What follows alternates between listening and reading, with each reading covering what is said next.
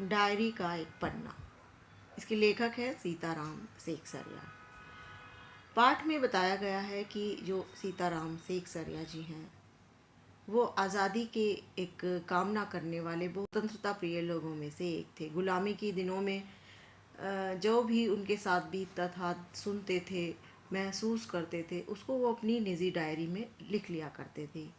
इस डायरी के पन्ने में भी नाम भी उन्होंने डायरी का एक पन्ना ही दिया है। तो उसमें 26 जनवरी 1931 का जो विवरण है उसका लेखा जोखा है।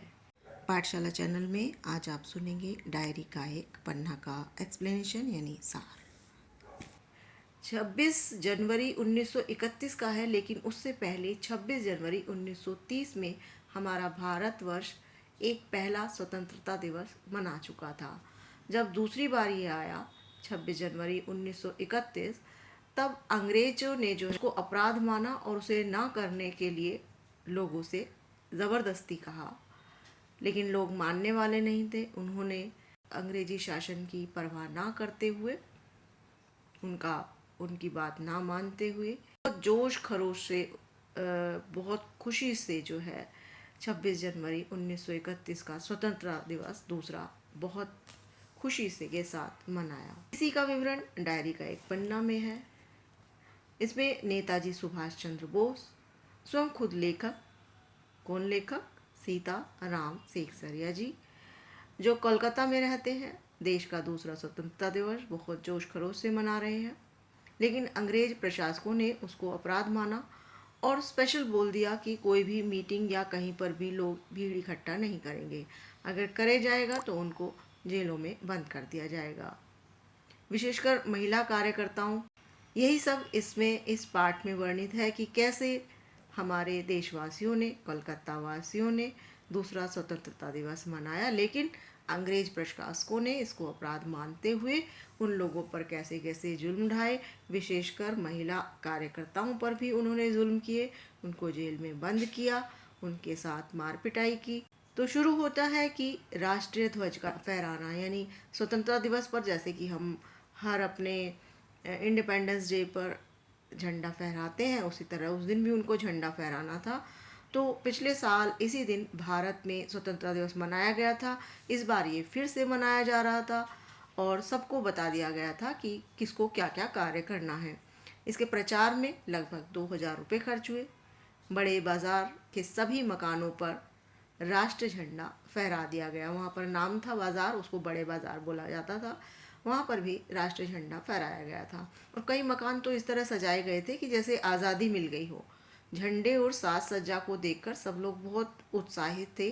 पुलिस गश्त लगा रही थी, यानी इधर से उधर घूम रही थी ताकि लोग झंडा ना फहरा सकें। पुलिस हमारी पुलिस नहीं थी, वो ब्रिटिश शासक की पुलिस थी और वो नहीं चाहती थी कि भारत में स्वतंत्रता दिवस मनाया जाए। ट्रैफिक पुलिस को भी इसी काम में लगाया गया था और साथ ही घुड़सवार पुलिस भी थी, यानी घोड़ों पर भी पुलिस घूम रही थी। ट्रैफिक पुलिस भी थी और पैदल पुलिस भी गश्त लगा रही थी ताकि लोगों को स्वतंत्रता दिवस मनाने से रोक सके। लेकिन लोग कहाँ मानने वाले थे। बड़े बड़े पार्कों और सार्वजनिक स्थलों को पुलिस ने सुबह से घेर लिया था ताकि लोग यहाँ ना आए। उन्हें अधिकारियों का आदेश था कि लोग एकत्रित ना हुए। मॉन्यूमेंट के नीचे शाम को सभा होती थी और उसे तो सुबह 6 बजे ही पुलिस ने घेर लिया था। फिर भी कई जगह सुबह झंडा फहराया गया। श्रद्धानंद पार्क में विद्यार्थी संघ के मंत्री अविनाश बाबू ने झंडा गाड़ा तो उन्हें गिरफ्तार कर लिया गया। तारा सुंदरी पार्क में यहाँ पर नाम दिए गए हैं कहाँ कहाँ पर झंडा फहराया गया, कोलकाता के प्लेसेस के नाम है। श्रद्धानंद पार्क में जब अविनाश बाबू ने झंडा गाड़ा तो उन्हें गिरफ्तार कर लिया, जो कि विद्यार्थी संघ के मंत्री थे। तारा सुंदरी पार्क में बड़ा बाजार कांग्रेस के कार्यकर्ता से पुलिस से ऐसी मारपीट हुई कि लोगों के सर फट गए। गुजराती सेविका संघ की लड़कियों ने जुलूस निकाला तो उन्हें भी गिरफ्तार कर लिया गया। मारवाड़ी विद्यालय में भी झंडा उत्सव मनाया गया।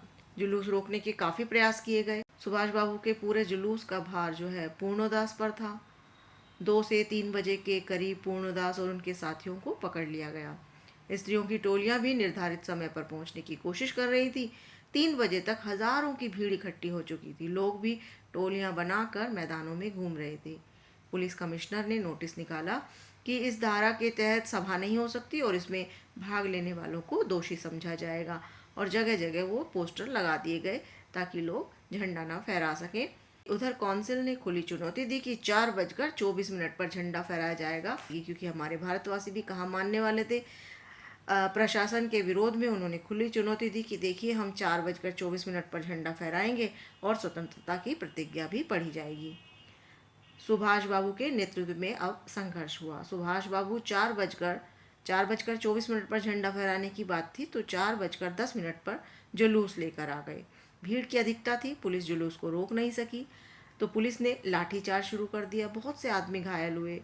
सुभाष बाबू पर भी लाठियां चलाई गई। बड़े ज़ोर से वंदे मातरम वो बोल रहे थे। वे आगे बढ़ने के लिए कह रहे थे। उन्हें पकड़ लिया गया, गाड़ी में बिठा लिया गया, पुलिस की गाड़ी में, और लाल बाजार लॉकअप में जाकर उनको बंद कर दिया गया। अब क्या होता है, स्त्रियां भी आ गई। कुछ ही देर बाद स्त्रियों ने भी जुलूस निकाला।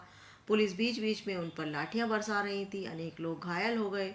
धर्मतल्ले के मोड़ पर, यानी एक प्लेस का नाम है धर्मतल्ला, वहाँ पर जो कट था वहाँ पर जुलूस टूट गया।